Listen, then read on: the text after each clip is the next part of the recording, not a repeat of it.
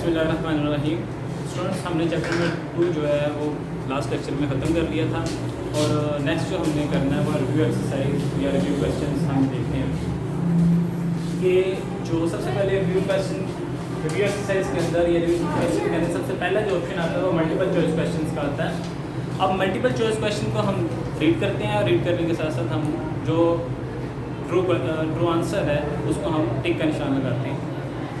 सब number 1, the human urinary system consist of, कि जो ह्यूमन यूरिनरी सिस्टम है उसके अंदर क्या क्या चीज़ें होती हैं। अगर हमने जब चैप्टर पढ़े तो उसके अंदर हमने स्ट्रक्चर पढ़ा था तो सबसे पहले किडनी थी, किडनी से फिर ट्यूब निकलती थी जो ब्लैडर तक ले जाती थी, उस ट्यूब के कहते हैं यूरेटर, यूरेटर के बाद फिर यूरिनरी ब्लैडर, यूरिनरी ब्लैडर के बाद फिर यूरिथ्रा आता था। अब ये वाला जो भी सीक्वेंस है हमने उसको टिक कर देना है। यहाँ पर देखें तो यहाँ पर ऑप्शन डी है, किडनीज, यूरिटर्स, यूरिनरी ब्लैडर और यूरिथ्रा। तो कौन सा ऑप्शन आ गया पहला? डी। इसके बाद नेक्स्ट अगर देखें number 2, which organ is responsible for the filtering the blood, कि ब्लड को फिल्टर करने के लिए कौन सा ऑर्गन इस्तेमाल होता है, तो वो किडनी। किडनी का ऑप्शन यहाँ पर देखें तो डी है, तो डी यहाँ पर, ठीक है। उसके बाद number 3, the tube between the kidney and the urinary bladder is ureter. जो ट्यूब होती है जो किडनी से लाती है यूरिन को यूरिनरी ब्लैडर तक, उसको उस ट्यूब को कहते हैं यूरिटर। तो इसका ऑप्शन लगा देना है A. Number 3, body balance of the water, salts, temperature and glucose is termed as, के बॉडी को बैलेंस करने के लिए इसके अंदर जो चीज़ें होती हैं, टेम्परेचर को, साल्ट्स को, वाटर को और टेम्परेचर, ब्लड ग्लूकोज लेवल को, इन सबको मेंटेनेंस करने के लिए जो टर्म इस्तेमाल होती है वो कहते हैं होम्योस्टेसिस, के बॉडी टेम्परेचर को एक स्टैटिक स्टेट में रखना, उसको कहते हैं होम्योस्टेसिस। तो होम्योस्टेटिक वाला जो ऑप्शन है वो है सी, और इसके साथ सी लगा दें। उसके बाद आ गया number 5, which is the correct order for the path taken by the urine after it leaves the kidney. जब किडनी से निकलता है यूरिन, वो कौन सा पाथ अपनाता है, कौन कौन से ऑर्गन से गुजर के आता है, हमने वो बताना है। तो किडनी से बाद आता है यूरेटर, यूरेटर के बाद यूरिनरी ब्लैडर, ब्लैडर के बाद फिर यूरिथ्रा। ये वाला जो भी ऑप्शन होगा हमने उसको टिक कर देना है। यहाँ पर है number C, ureters, bladder, urethra. इसके साथ ही number 6, what is the function of ureter. जो यूरेटर का फंक्शन होता है वो क्या होता है, पहले हम ये देखेंगे यूरेटर होती कहाँ पर है। ये पाई जाती है किडनीज और यूरिनरी ब्लैडर के दरमियान में। इसका फंक्शन क्या हुआ कि किडनी से यूरिन को लेके आती है यूरिनरी ब्लैडर तक। ये वाला जो ऑप्शन होगा हमने उसको टिक कर देना। नंबर बी पर देखें, to carry urine from the kidney to the bladder, number B 6 पर। उसके बाद number 7, what waste product are excreted by the kidney. जो किडनी से वेस्ट मटेरियल निकलता है वो कौन सा होता है, वो ज़्यादातर हमने जो टेबल पढ़ा था उसके अंदर कुछ वाटर होता था, कुछ साल्ट्स, कैरेटीन वगैरह होते थे और ज़्यादा मिकदार में यूरिया होता था। ये वाले जो कंपोनेंट्स होंगे हमने उसको टिक कर देना है।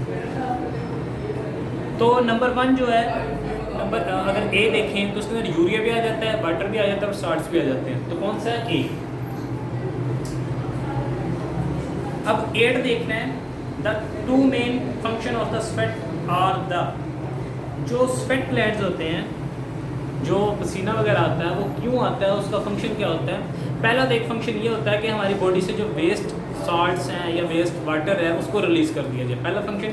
दूसरा ये कि आता ही तब पसीना है जब गर्मी होती है और गर्मी की वजह से पसीना आता है ताकि हमारी बॉडी को कूल डाउन किया जा सके। तो उसके 2 फंक्शन हुए, एक वेस्ट मटेरियल को रिमूव करना, दूसरा बॉडी को कूल करना। ये वाला जो भी है उसको टिक कर देना है। देखते हैं 8 का जो नंबर डी है, to remove the waste products and to cool the body. Number 9, which would not be present in the filtrate entering the Bowman's capsule of the nephron. जो वुमेन्स कैप्सूल के अंदर, नेफ्रॉन के Bowman's capsule और glomerulus filtration होती है, उसके अंदर जो चीज़ ब्लड से निकलती है वो कौन कौन सी चीज़ें होती हैं, और हमने ये बताना है कि उसके अंदर कौन सी चीज़ जो नहीं होती है वो यहाँ पर लिखी है, उसको टिक करना है। उसके अंदर पहले ये देखते होता है कि उसके अंदर ग्लूकोज होता है, वाटर होता है और यूरिया और कुछ साल्ट्स होते हैं। इसके अलावा कोई भी चीज़ होगी हमें उसको टिक कर देना है। यहाँ पर लिखा हुआ वाटर, ये भी होता है, कैल्शियम आयंस, ये भी साल्ट्स का हिस्सा है, ये भी होता है। Blood cells, blood cell filtrate नहीं होते और यहाँ पर ब्लड सेल टिक का आंसर है। Number C. उसके बाद है सी यूरिया, डी नंबर, वो भी इसके अंदर पाए जाते हैं।